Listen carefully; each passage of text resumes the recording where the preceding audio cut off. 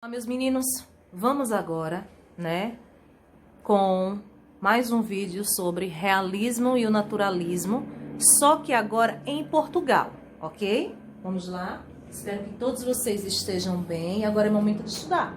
Gente, no módulo 3 de vocês, é o primeiro assunto, então vamos lá, vamos conhecer agora, vamos aprender, não é isso? Gente, olha, preste atenção, a época do realismo, certo? A época do realismo, a Europa vivia a segunda fase da Revolução Industrial, com o desenvolvimento dos transportes e comunicações, e assiste à polarização da sociedade em duas classes sociais principais, que são a burguesia industrial e o proletariado. Certo? Tranquilo até aqui? Então vamos lá. É um período que registra, entre outros, os seguintes acontecimentos. Houve o progresso definitivo das cidades, houve o avanço científicos e tecnológicos, o desenvolvimento de novas correntes filosóficas, certo? E científicas, renovação política, cultural, influenciada pelas ideias liberais, disseminação das ideias socialistas e anarquistas, certo? Vamos lá. Portugal apresenta um panorama diferente do restante da Europa, certo? Se o processo de industrialização ainda engatinha, há elevados índices de analfabetismo e a maior parte da população vive aonde, pessoal? No campo, onde a prosperidade da burguesia rural entra em choque com péssimas condições de vida para os camponeses. Vamos lá, gente. Olha a imagem que eu coloquei aqui para vocês. Presta atenção. Nas cidades, por sua vez, acontece o crescimento do comércio e do funcionalismo público.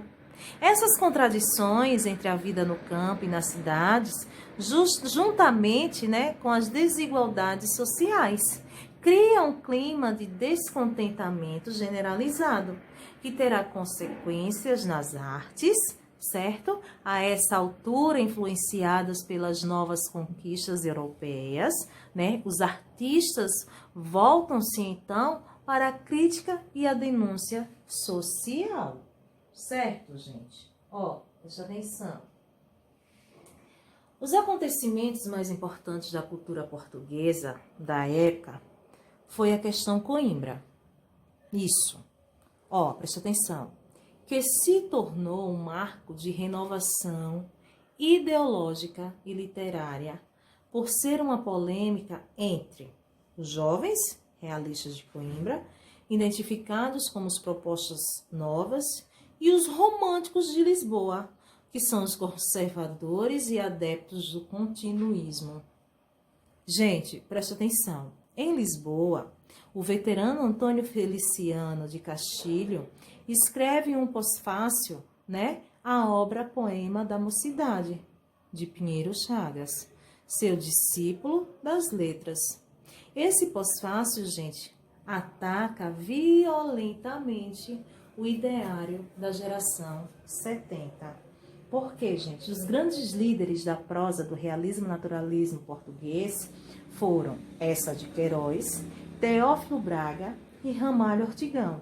A preocupação fundamental desses escritores era a reforma da sociedade portuguesa, cuja realização se daria por meio da concepção da literatura como um espelho que deveria refletir as contradições sociais.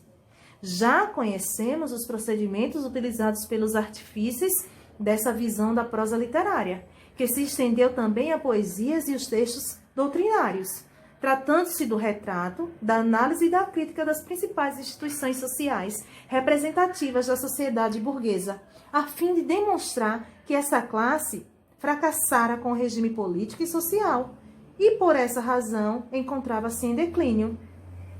Ok? Nesse contexto, enquanto a escolha do casamento, visto como a estrutura básica do sistema burguês, torna-se um dos temas preferenciais do realismo, A insistência no adultério feminino manifesta alguns elementos típicos do naturalismo presentes nesse movimento.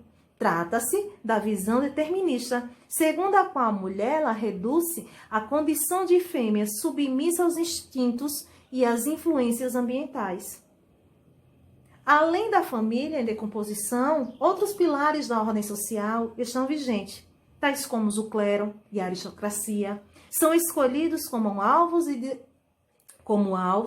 e dessecados em seus vícios,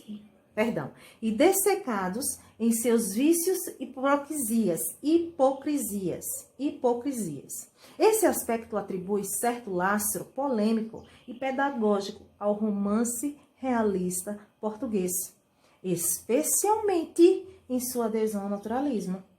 O excessivo compromisso político não chegou, contudo, a comprometer a qualidade literária das grandes obras no período, graças à sua elaboração estética cuidadosa. Certo, gente? Ó, vamos lá. Instaura-se abertamente, né, a rivalidade de Coimbra, né, Antero Quintal, jovem líder do grupo que se opõe a Castilho, né? Contra-ataca com o opúsculo intitulado Bom Senso e Bom Gosto, em 1865.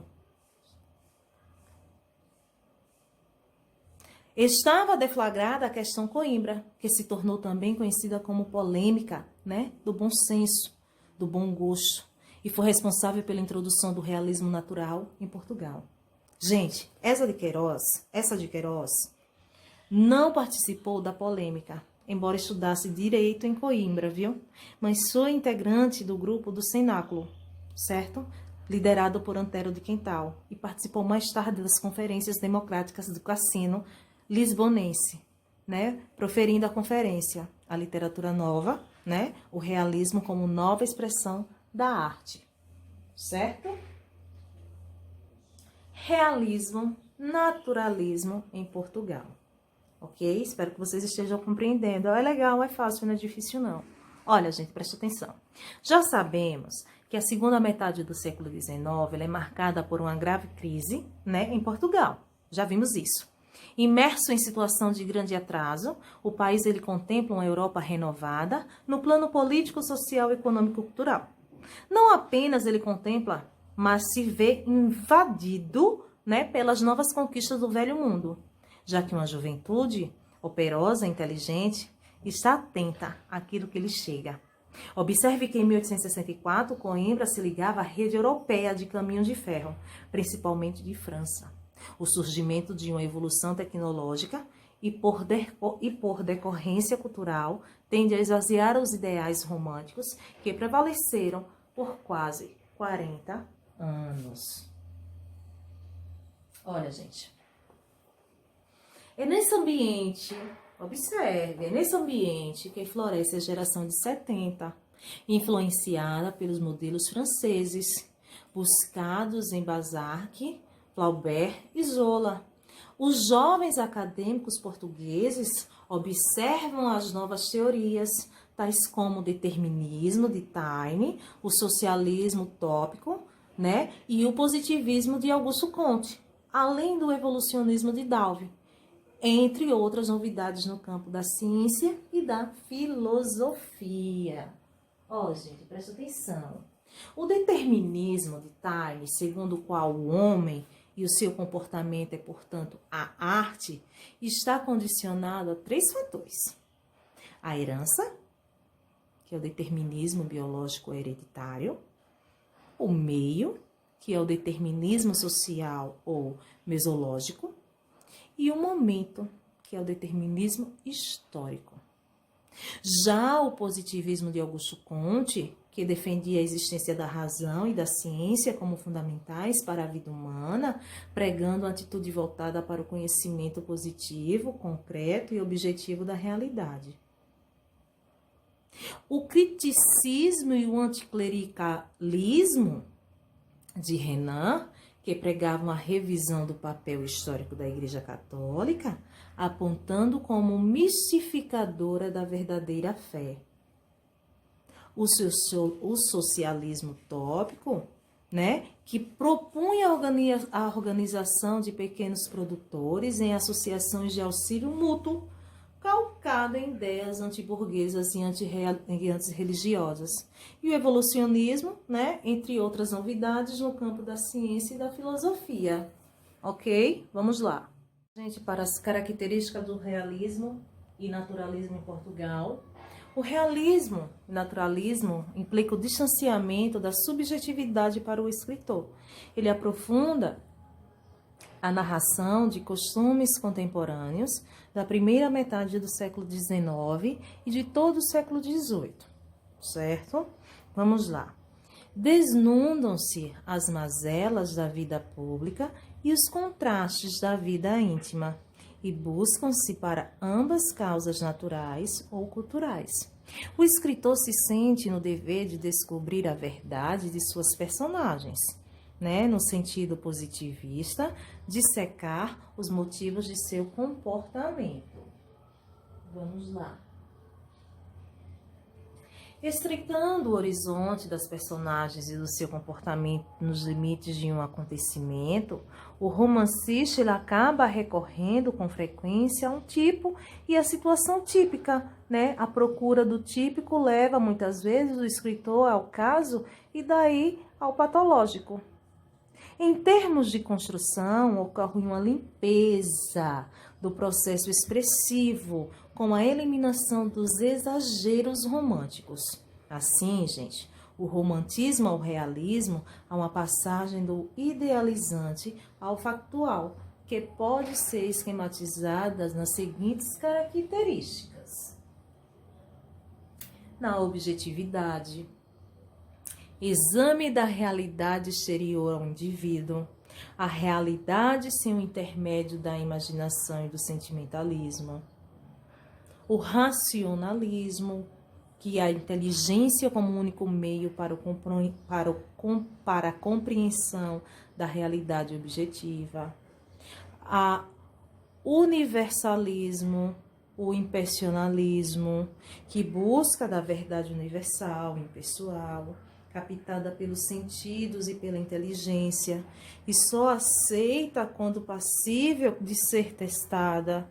E quando possível de ser testada, ali foi um erro de digitação, gente, é examinada, experimentada. A arte compromissada, enganjada, que vinha a ser a crítica, a análise e denúncia da sociedade. Contemporaneísmo, que é a arte voltada para o seu próprio tempo, para os problemas de sua época. Antiburguesismo, anticlericalismo, antitradicionalismo, antimonarquismo. Certo, gente? Ó, também a preocupação formal, que é a busca de clareza, a busca de equilíbrio, né, de concisão no estilo enxuto e limpo, a lentidão da narrativa, que são as descrições minuciosas, né, morosas, pormenorizada das personagens, que é o plano de ação, o plano da narrativa em segundo lugar. A linguagem predominantemente denotativa, com o privilégio da metonímia em detrimento da metáfora. A exaltação sensorial, que é a linguagem sinestésica, só é verdadeiro o que pode ser captado sensorialmente. Certo, gente? Ó, presta atenção. Nós temos aqui, né, embora fossem contemporâneos, e muitas vezes se tenham interpenetrado o realismo e o naturalismo, apresentaram diferenças no enfoque, dando ao tratamento dos assuntos e características próprias. O realismo é a questão da humanização das personagens, certo? Psicologismo, a análise psicológica das personagens esféricas, dinâmicas, humanização das personagens, a mulher geralmente adulta e pecaminosa, o homem fraco e covarde, né? O enfoque da burguesia com a classe social, a fotografia objetiva da realidade, o romance de interpretação aberta, deixando o leitor a tarefa de tirar suas próprias conclusões. O naturalismo, né? a zoomorfização, né, isso das personagens, a abordagem científica da sociedade e dos atos humanos, com o privilégio dos aspectos doentios, patológicos, defeituosos, e o afastamento do psicologismo e da profundidade realista, a fim de examinar o plano científico e biológico. São personagens, né, degradadas, párias da sociedade, vista como produto de raça e do meio, não raro sublevadas às categorias animal, agindo por intuito num processo conhecido como zoomorfização, das personagens, através de comparações entre o homem e o animal. Aí também, com relação ao exame das classes inferiores, né, que vem a questão, não sei o quê, o proletariado, né, dos marginalizados, enfoque dos aspectos torpes e degradantes da realidade.